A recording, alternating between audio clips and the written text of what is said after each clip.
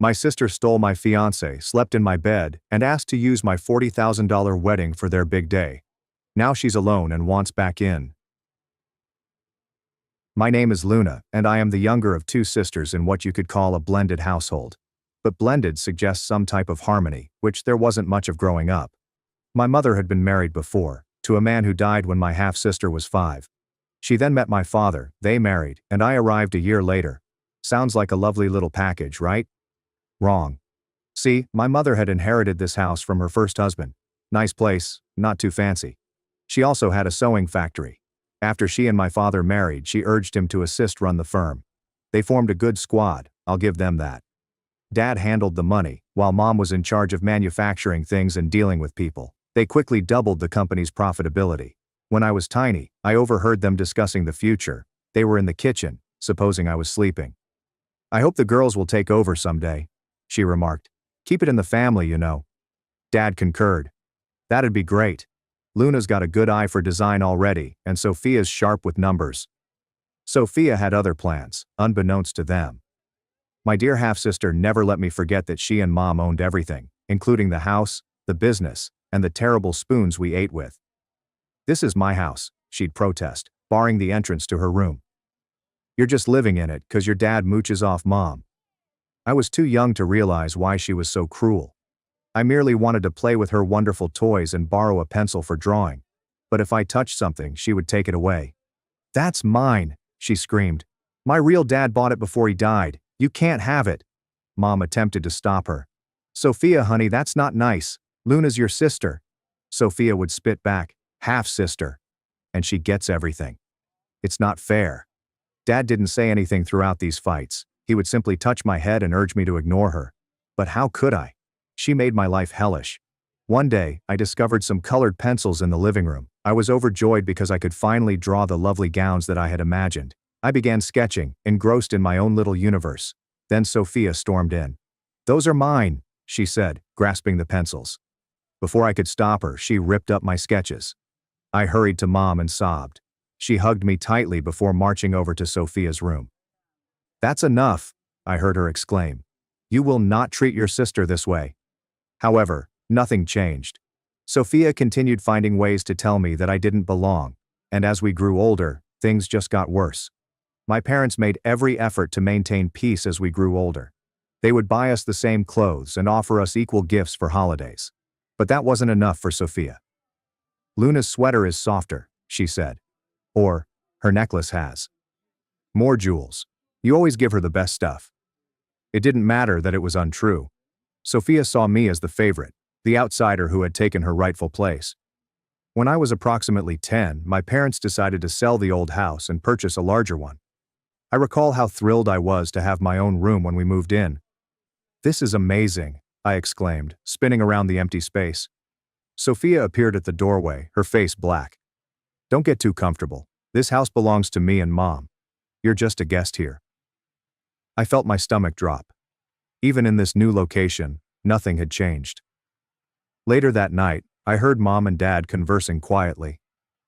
"I don't know what to do anymore," Mom lamented. "I've tried everything with Sophia." "Maybe we should take her to see someone," Dad said. "A therapist or counselor." Mom consented, and Sophia was soon attending weekly sessions. However, it simply increased her resentment. "Oh, so now I'm crazy," she exclaimed one day, following a particularly unpleasant appointment. "You just want to fix me so precious Luna can have a perfect life." I wanted to shout that my life was anything but ideal with her in it, but I kept my mouth quiet. Arguing with Sophia was always pointless. Sophia's victim complex evolved throughout the years. Everything was someone else's fault, usually mine. She would constantly whine about how unfair her life was and how no one understood her. "You're all against me," she'd say. "You owe me for everything I've been through." I started avoiding her as much as possible, staying in my room or at friends' houses, anything to get away from the incessant drama. When Sophia finished high school and departed for college in another city, it felt like the entire house let out a collective sigh of relief. "Maybe some time away will do her good," Mom suggested optimistically. For the first time in years, I felt comfortable relaxing in my own home. No more walking on eggshells or being surprised by Sophia's jealousy. Sophia was gone at college for 4 years, and those were the happiest years of my life. I immersed myself in my academics, particularly art and design. I would spend hours sketching outfits and imagining new looks. Mom recognized my enthusiasm and began bringing home fabric scraps from the factory for me to play with. "You've got a real talent, Luna," she'd say, praising my work. For once, I felt recognized for who I was, rather than just Sophia's obnoxious younger sister. I began to picture a future in which I could apply my skills, possibly even in the family firm. Following graduation, I was accepted to a college in another city to study design, which was a dream come true. Mom and Dad had a conversation with me the night before I departed for college. "We're so proud of you, Luna," Mom exclaimed, her eyes wet. "You know, we support your dreams, right?" I nodded and felt a lump in my throat. Dad spoke up. "We hope that after you graduate, you'll consider coming back to work with us. Your designs could really take the company to the next level." I vowed to think about it, but in reality, I was anxious to expand my wings. Returning to my hometown, where Sophia's shadow still hovered, was not an inviting prospect. College was all I had hoped for, and more. I met Jason in my second year. He was a few years older and pursuing a master's degree in business. We ran into each other in a campus coffee shop. I poured my cappuccino all over his shirt. We began to converse, and before I knew it, hours had passed. Jason was amusing, intelligent, and truly listened when I discussed my designs. We started dating shortly after. As graduation came, Jason and I discussed our future. We'd been together for more than 2 years by that point, and things were getting serious. "I've got a job lined up here in the city," he told me one evening over supper. "What do you think about staying here? Maybe together?" My heart was thrilled at the thought. I'd gotten a job as a junior designer at an up-and-coming fashion company, and the prospect of starting a life with Jason away from all the family drama was really appealing. But I felt I needed to tell my parents face-to-face, so we arranged a vacation back to my hometown. I was worried about introducing Jason to my family, especially because Sophia would be present. To my amazement, the visit went better than I had imagined. Mom and Dad adored Jason. Sophia was also civil, albeit not very warm. She made no nasty remarks or attempts to undermine me, which was unusual. Over dinner, I informed them about my new work and plans to stay in the city. "That's wonderful, honey," Mom remarked, but I could see sadness in her eyes. Dad cleared his throat. "Actually, we had an idea we wanted to run by you. What if you opened a branch of our company in your city? You could be in charge of design, create your own line." I was stunned. It was a wonderful offer, allowing me to pursue my aspirations while being a part of the family business. "Can I think about it?" I inquired. They agreed, and the rest of the stay was enjoyable. Sophia approached me as Jason and I were about to leave. "Hey, I know things haven't always been great between us," she continued, appearing embarrassed. "But I'd like to try and change that. Maybe I could pay you a visit sometime." I was skeptical but nodded. "Sure, that would be nice." After Jason and I returned from my homeland, our lives settled into a comfortable rhythm. I immersed myself in my new profession, learning the ropes and impressing my supervisors with my designs. Jason and I started talking about marriage, looking for residences, and fantasizing about our future. Together. Everything looked amazing. Then, roughly 3 months after our return, I received a surprise call from Sophia. "Hey little sis," she said, sounding unusually happy. "I'm in town. Mind if I crash at your place for a bit?" I nearly dropped the phone from shock. "Sophia, are you voluntarily going to see me? It seems too good to be true." But I remembered her olive branch from our last meeting and decided to give her a chance. Sophia appeared and I barely recognized her. I no longer saw the scowling, bitter girl I grew up with. Sophia was all smiles and embraces. She threw a bombshell on me during dinner that first night. "I've been thinking," she explained, swirling the noodles on her fork. "Why don't you come back home? We could work together at the family business. It'd be great." I almost choked on my wine. "What? But I just started my job here, and Jason—" Sophia waved her hand dismissively. "Bring him along. There's plenty of opportunity back home." I shake my head. "Thanks, but no. Actually, Mom and Dad suggested I open a branch here. I'm still considering it."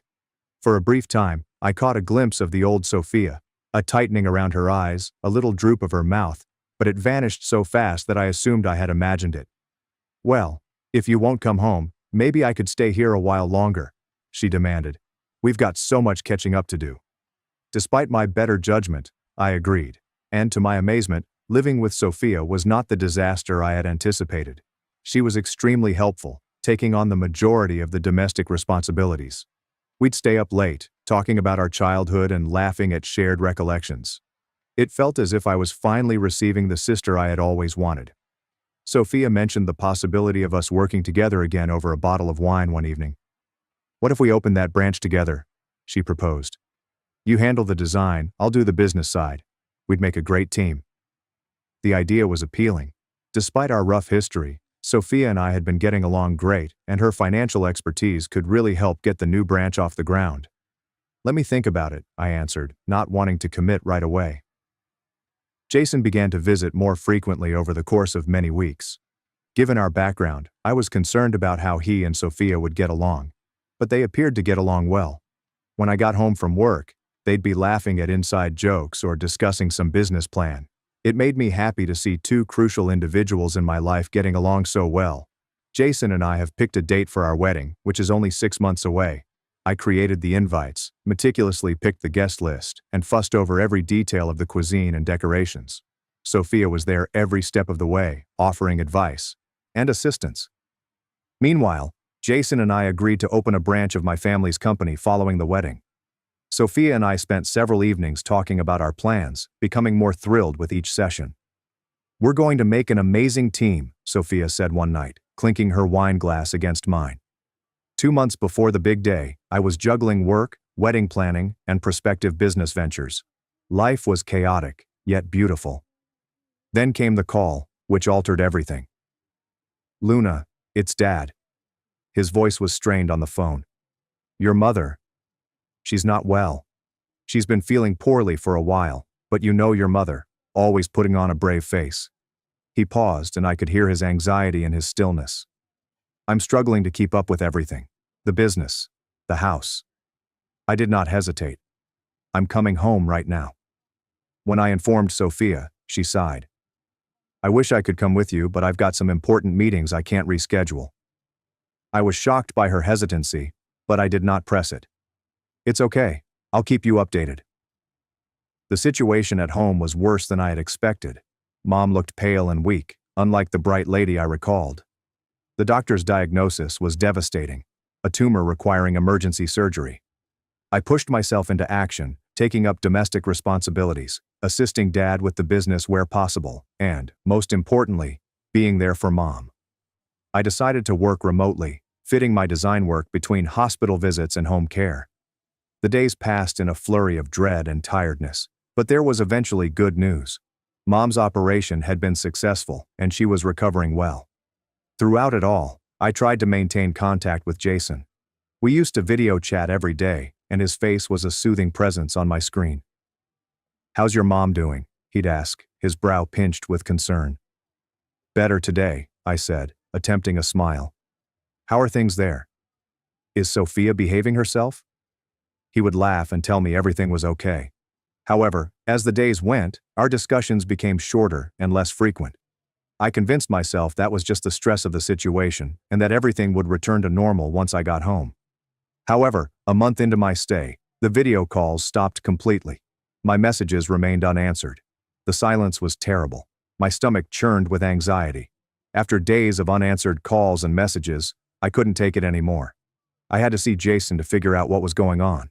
I took the next flight out, my mind racing with possibilities. Perhaps Jason was unwell. Perhaps he had lost his phone. Maybe. I didn't inform anyone I was coming. A part of me wanted to surprise Jason and see his face light up when he saw me. The silence that met me in my flat was unsettling. Then I heard it. A muffled giggle from the bedroom. Our bedroom. I wish I could claim I hesitated and didn't rush in like a crazy person, but I did. And what I saw, God, I will never forget. Jason and Sophia, in our beds, naked and intertwined. For a little moment, the world came to a halt. I could not breathe, could not think. Then reality crashed down. "What the hell?" I exclaimed, my voice breaking. They jumped apart, yet neither appeared humiliated. If anything, they seemed relieved. "Luna," Sophia said, tucking the sheet about herself. "We didn't expect you back so soon." I couldn't believe what I heard. You didn't expect, are you kidding me? That's all you have to say? Jason at least had the decency to appear uncomfortable. Sophia rose up, still holding the sheet. Look, sis, these things happen. Jason and I were in love. I felt like I'd been hit in the stomach. In love? You've known each other for what? A few months? Sometimes you just know, Jason explained, grasping for Sophia's hand. We didn't mean for this to happen, but what? I interrupted. You just accidentally fell into bed together? Sophia smiled softly. Luna, you should be happy for us. In fact, we were hoping you'd understand. Maybe even let us use your wedding plans. I stared at her, unable to grasp. What? Well, everything's already paid for, she said, as if speaking to a kid. It seems a shame to waste it. We could celebrate our engagement instead. I can't recall leaving the apartment. I don't recall the ride back to my parents' place. I recall dropping into my childhood bed and sobbing till I had no more tears. Mom and Dad found me that way. They didn't press, they simply sat with me until I was ready to speak. When I eventually told them everything, Dad's face became red with rage. Mom simply looked sad. I'll call her, Dad replied, grabbing his phone. This ends now. The conversation was brief and nasty. I could hear Sophia's harsh and defensive voice via the speaker. Of course you are on her side, she shouted. You always have. Well, guess what? For once I'm the one who got chosen. How does it feel, Luna? Dad's voice was cold. Sophia, if you go through with this, you're no longer part of this family. Do you understand? There was a gap followed by Sophia's venomous voice. Fine, I don't need you anyway. I've got Jason now. The call went dead. Mom drew me into a hug, her frail body quivering with sobs. I'm so sorry, sweetheart, she said. I'm so sorry. I clutched to her and felt like a small girl again. But I was no longer a small girl. I was a woman who had recently had her heart ripped out by the two people she should have been able to trust the most in the world. The days following the revelation of Sophia and Jason's betrayal were a fog.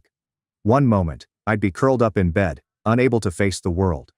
Next, I'd be looking into lawyers, ready to sue them for every penny I'd spent on the wedding. During one of these agitated research sessions, my phone rang, an unknown number. Hello? I replied tiredly. Luna, it's Margaret, Jason's mother. I was about to hang up, but something in her voice made me stop. She sounded distraught. I don't know what to say, Margaret added. We're so sorry, dear, so very sorry. I listened in stunned silence as she spilled her heart. How horrified and disgusted they were in Jason, how they'd always considered me a daughter, and how they couldn't believe Sophia could do this to her own sister. We want to make this right, Margaret stated finally. We know it won't fix everything, but we'd like to reimburse you for all the wedding expenses. True to their word, a check arrived a few days later, covering all remaining expenses. It was a weight off my shoulders that I hadn't realized I was carrying. As the date for my wedding approached, I made a decision. I couldn't go back to the city quite yet. There were too many memories and too much sadness. Would it be okay if I stayed here for a while? I asked Mom and Dad after supper one night. Maybe work for the company? They exchanged looks, and Dad smiled. We were hoping you'd say that. We could use your talents, especially in design. And with that, I had a new direction.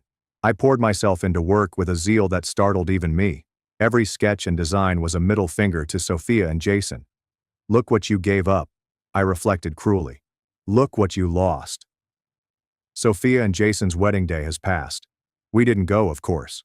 I spent the day in my office, working on a new line of adolescent apparel that I had been fantasizing about. Months have passed. My concept started to acquire traction. The youth line was a hit, attracting a completely new audience of buyers. Within a year, I had helped to boost the company's revenue by $1 million. Sophie and Jason? They were dead to me. I didn't think of them. I didn't wonder what they were doing or how pleased they were. They made their decision, and I made mine. 3 years passed in a flurry of fabric samples, design meetings, and increasing success. I'd pushed myself into work, using my anguish as motivation to propel our family firm to new heights. Our company had grown into a big player in the fashion sector, and I had established a reputation as an innovative designer. One lovely summer evening, I was having supper with Mom and Dad at their house. We were giggling at a stupid recollection when the doorbell rang. Dad frowned. Are we expecting anyone? I shook my head, a peculiar sense of gloom sinking into my gut. Mom went to answer the door, and the air was instantly filled with a voice I hadn't heard in ages. Well, well, look at this cozy family. Dinner, Sophia scoffed, moving past Mom into the dining room. Glad to see you're all doing so well without me. I stood up, scraping my chair against the floor. Sophia? What are you doing here? She appeared different, weary and angry, with black circles under her eyes. Oh, I just thought I'd drop by, see how the other half lives, she said. Especially now that I'm newly single. Dad's eyes narrowed. What happened to Jason? Sophia gave a bitter laugh. Turns out, once a cheater, always a cheater. He left me, for his secretary. Ironic, isn't it? I felt a twitch of something, not sympathy, but bitter satisfaction. Karma, certainly. I'm sorry to hear that, I replied, not exactly true. But why are you here? Sophia's face hardened. I want what's mine. My share of the business. I'm family too, remember? Dad stood up and spoke firmly. Sophia, you gave up any claim to this family, and this business, when you betrayed your sister. You're not getting anything. You can't do this, Sophia exclaimed, her control slipping. You can't just cut me out.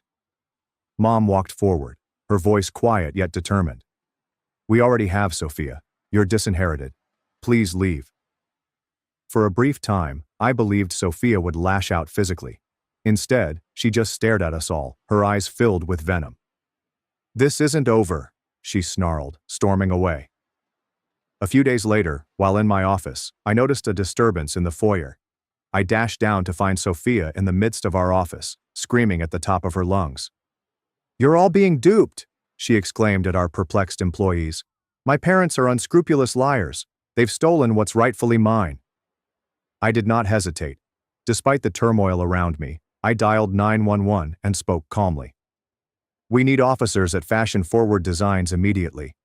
We have an unstable individual causing a disturbance. Sophia continued to fight even as security attempted to remove her. Over the next several days, she intensified her attacks, attempting to break into our parents' home, destroying windows and, in a final, horrific act, attempting to set fire to the front door. It was evident that this could not continue. With broken hearts, we pursued legal action, getting a restraining order prohibiting Sophia from approaching me, our parents, or any of our properties. As I sat in my office after the court hearing, looking out at the city I'd grown to love, I felt a complex combination of emotions. Sadness for the sister I'd lost, anger at her acts, and pride in how far I'd come. I was now a well-known entrepreneur and fashion designer. Love can wait. The wounds from Jason's treachery had healed, but I wasn't ready to risk my heart again. Not just yet. For the time being, I was pleased to pour my heart and soul into my works, creating something long-lasting and beautiful.